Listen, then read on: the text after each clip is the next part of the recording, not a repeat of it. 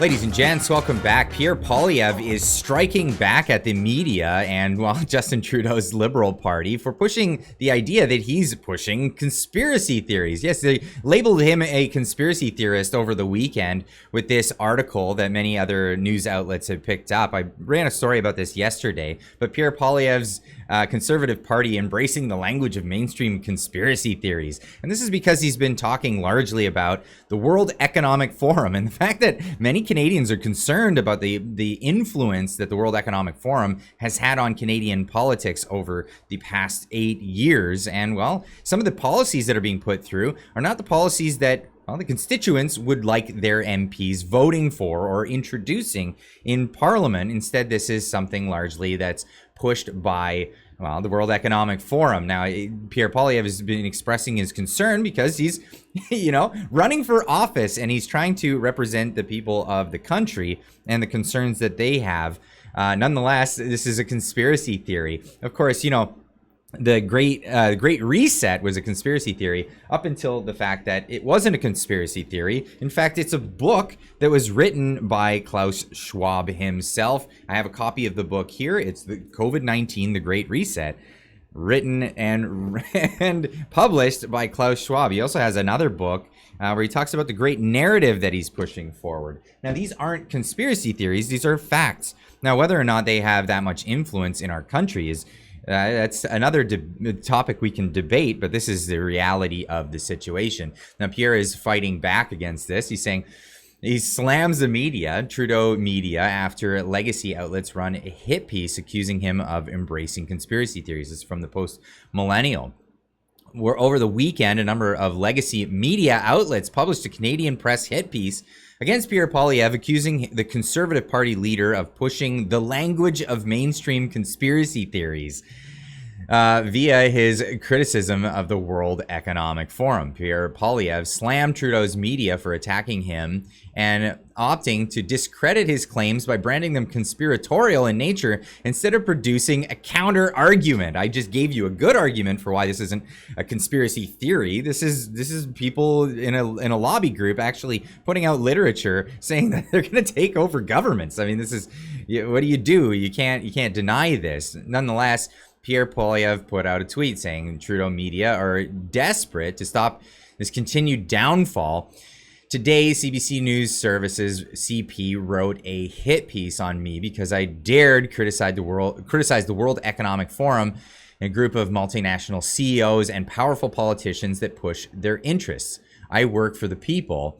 In the tweet, he says, I work for the people in this country and I'll bring home democracy without apology. Absolutely.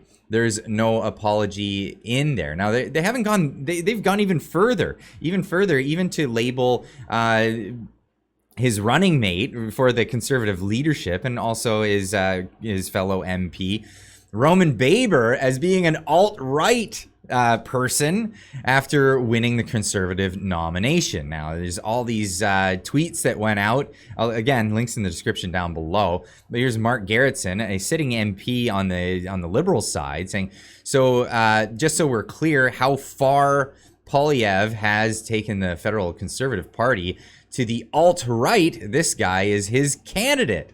Roman Baber. Now, why is Roman Baber being labeled as alt-right? And this is incredible that, people can't be, sued for slander or whatever. I'm not sure if this is something Roman Baber can go after Mark Garrettson for saying this, because the definition of alt-right is, the term alt-right refers to an alternative form of far-right politics committed to the goals of white nationalism and extreme identity politics, and is opposed to the conventional beliefs of liberal and conservatives.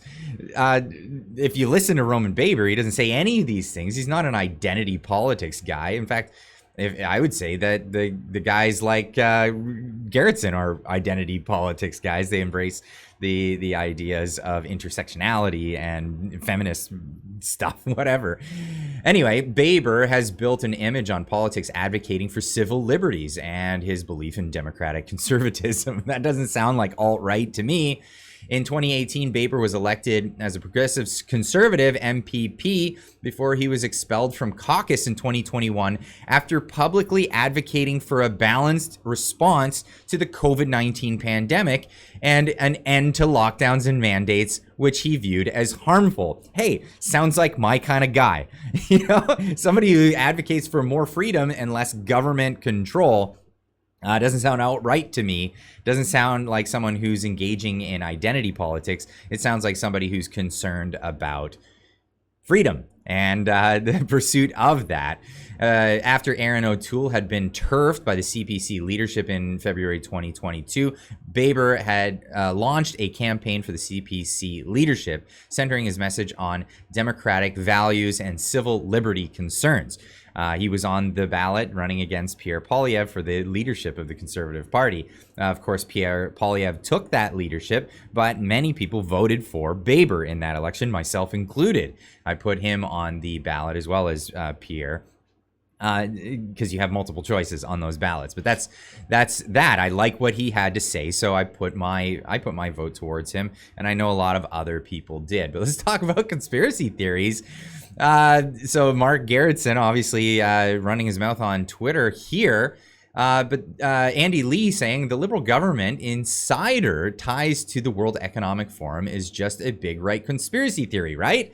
Well, no, here is some research for you. Can't wait to dig into those Accenture contracts a little bit more, says Andy Lee. Have a great day. And this is showing off the tweet saying the insider is the Deputy Prime Minister, Chrystia Freeland, the number 2 in office in Canada, sits on the World Economic Forum Board of Trustees, along with the CEO of Accenture, Julia Sweet. Accenture contracts awarded by the federal government in Canada have roughly increased by over 4,000% since 2017. Hey, but this is just conspiracy theory territory, right? This is where we're at. Now, the Andrew Lawton was quick to point out the NDP in 2023, they talk about Davos as a conspiracy theory, but the NDP before, our politicians shouldn't be hanging out in Davos, right? So saying that it's a conspiracy theory, but before they were saying, hey, speaking on this, we shouldn't be spending any money to send our politicians over to Davos and do all this stuff with the World Economic Forum. But hey, just a conspiracy theory, am I right? Well, what are the conspiracy theories that Pierre Poilievre's been talking about? Well, he's out on the campaign trail talking about this, and you can hear his own words. Online, I will require every university that gets federal funds to respect freedom of expression so they can't fire people like Jordan Peterson anymore. Is that a conspiracy theory? No, that's actually what's happening. The college that oversees psychiatry and psychiatrics is actually going after Jordan Peterson for what he said politically in his own time on Twitter, not for things that he did in his practice. Yes, they're weaponizing these colleges to go after people politically.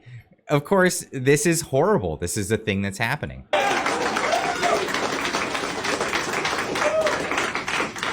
I will be banning all my ministers and senior government officials from any involvement in the World Economic Forum. And of course, a popular message. He says he doesn't want his ministers being influenced by a foreign outfit of CEOs and billionaires that have different interests than the constituencies that vote for them. So this is obviously a thing for people to be concerned about. Of course, he's out there, vamping up his image and showing off that he's a bit more of a man's man.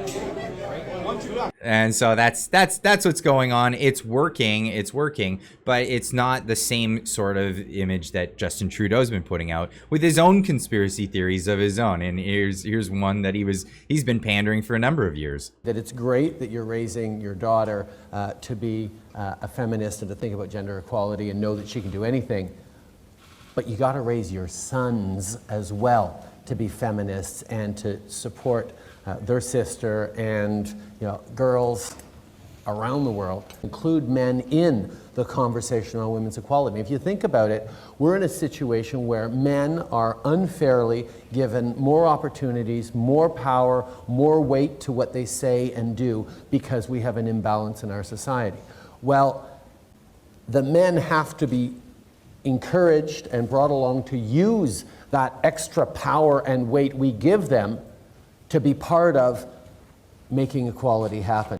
Okay, so this is the conspiracy theory that men have extra power. He's indulging, of course, Jacinda Ardern, the Prime Minister of New Zealand at the time, as she sat there with all the power that he has. And this is in a world where women are filling the roles of world leaders, industry leaders, corporate leaders, like no other time before. But he's still peddling the conspiracy theory that that's not the case. Now, Pierre Poilievre, he's been hitting the trail. Why are they going after him? Well, because he's been telling the truth. He's been talking about what Canadians are concerned about, and he's gaining popularity. And this is the real issue. Wow, after Trudeau doubled housing costs, a mayor can't afford her home in her own town. And this is an article about Waterloo Region's red-hot housing market. It's close to home for their own mayor. You can't afford to live in her own town after 8 years of Justin Trudeau. Canada's inflation rose. This is just news this morning. Rose to 3.3% after they bragged about it being 2.8. Now, I've done videos talking about how these numbers are just flub numbers.